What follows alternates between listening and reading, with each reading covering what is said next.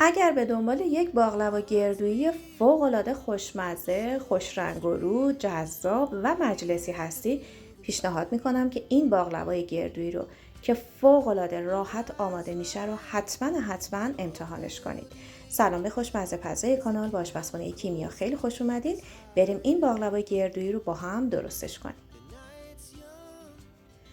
برای آماده کردن این باقلوا نیاز داریم به 300 تا 350 گرم آرد سفید. من اول 300 گرم آرد رو داخل ظرف الک میکنم و بعد 200 گرم کره کاملا سرد یخچالی رو بهش اضافه میکنم.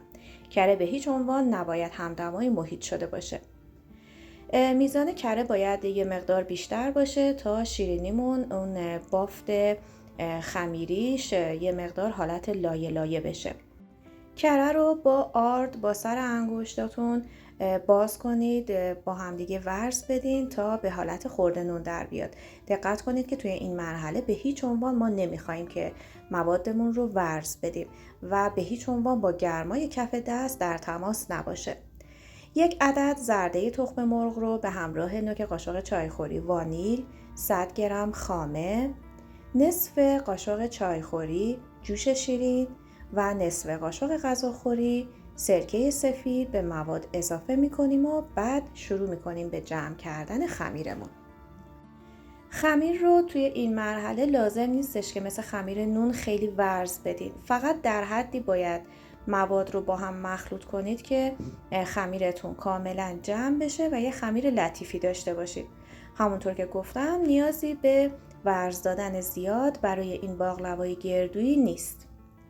بعد از اینکه موادمون رو کامل با هم دیگه مخلوط کردیم و خمیرمون جمع شد و یه خمیر لطیفی به دست اومد، خمیر رو به 2 قسمت مساوی تقسیم میکنیم و داخل نایلون قرار میدیم و به مدت نیم ساعت داخل یخچال استراحت میدیم. دقت کنید که اگر خمیرتون به هر دلیلی جمع نمیشد، کم کم میتونید آرد اون 50 گرمی رو که گفتم توی این مرحله اضافه کنید. منتها باید کم کم این کار رو انجام بدید. 200 گرم گردوی خرد شده رو با 200 گرم شکر و یک قاشق چایخوری سرپر پودر هل با هم مخلوط میکنم. حتما توی این مرحله دقت کنید که گردوهاتون رو نباید کامل پودر کنید، بلکه باید حالت شنی داشته باشه و یه مقدار دندونگیر باشه. 1 عدد سفیده تخم مرغ رو هم میزنیم تا از اون حالت لختگی خارج بشه و کم کم به موادمون اضافه میکنیم. در حدی باید باشه که کامل موادتون رو بتونید روی خمیر پهن کنید. اول هم میزنیم، اگر نیاز بود مابقی سفیده رو اضافه میکنیم. من یه مقدار موادم رو با هم مخلوط کردم و یه مقدار خشک بود و مجبور بودم که مابقی سفیده رو هم بهش اضافه کنم. اگر طرفدار باقلوای گردویی هستید، پیشنهاد میکنم که دیدن این ویدیو رو که لینکش رو اینجا با شما به اشتراک گذاشتم و از دست ندید. فوق‌العاده باقلوای خوشمزه و بی‌نظیر و راحتیه. مطمئنم که اگر امتحانش کنید عاشقش میشید. من سعی میکنم توی این کانال تمام دستوراتی رو در اختیار دوستانم قرار بدم که نیازی به مواد یا ابزار خاصی نداشته باشه. بعد از اینکه موادمون رو کامل با هم ترکیب کردیم، بعد از نیم ساعت خمیر رو از داخل یخچال خارج میکنیم و روی سطح کارمون با وردن باز میکنیم. ضخامت خمیر حدوداً 3 میل باشه، ضخامت خوبی هست برای خمیر این باقلوا. فر رو حتما از قبل با دمای 170 درجه خوب گرم کرده باشید. بعد از اینکه خمیر باقلوامون رو باز کردیم، داخل سینی فر خمیر رو پهن می‌کنیم. یک مقدار فقط کف سینی رو کافیه که با کره یا روغن جامد چرب کنید. سینی من سایزش 25 در 35 هست. من از نصف سینی استفاده میکنم و این مقداری که به شما گفتم برای نصف سینی هستش که سایز 25 در 35 داره. حالا شما اگر دوست داشتید میتونید داخل تابه پیرکس که نشکن باشه و بشه داخل فر گذاشت، یا حتی قالب های کیکتون که توی این سایز باشن استفاده کنید.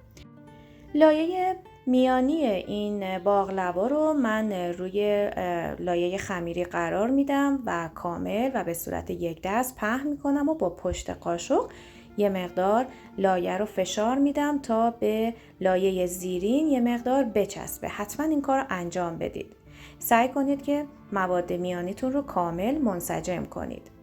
خمیر دوم رو هم به ضخامت 3 میل باز کردم و روی لایه میانی قرار دادم و به همین طور که میبینید سعی میکنم تمام اطراف شیرینی رو با این خمیر کامل بپوشونم و حتما خمیر رو یه مقدار روی لایه میانی فشار بدید تا لایه ها به هم دیگه بچسبن.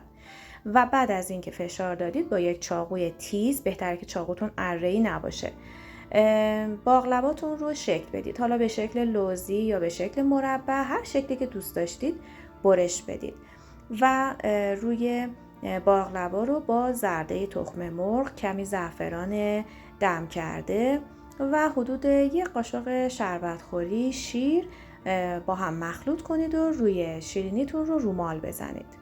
شیرینی رو میذاریم داخل فر به مدت 30 تا 40 دقیقه که بستگی به قدرت فر شما داره. هر زمان زیر شیرینیتون کاملا رنگ گرفته بود، نشون دهنده پخت باقلواتون هست. توی این فاصله روی شیرینی خود به خود یه مقدار رنگ میگیره. بعد از 30 دقیقه یا 40 دقیقه که دیدید شیرینیتون پخته، بیرون بیارید. یه مقدار با عسل رقیق شده روی شیرینیتون رو رومال کنید و مجدد بذارید داخل فر و حدود 6-7 دقیقه دیگه اجازه بدید بمونه. میتونید توی این مرحله حتی گریل بالا رو روشن کنید تا کمی رنگ بیشتری بگیره، ولی حتما مراقب شیرینیتون باشید که یه موقعی نسوزه. و بعد از اون از داخل فر خارج کنید، اجازه بدید کاملا سرد بشه. مجدد لایه ها رو با چاقو برش بدید و بعد از داخل سینی خارج کنید و داخل ظرف سروتون میتونید بچینید. امیدوارم که از این آموزش لذت برده باشید. پیشنهاد میکنم که دیدن این آموزش رو که باقلواهای فوق‌العاده خوشمزه و راحتی هستن رو از دست ندید. تا آموزش بعدی، خدا نگهدار.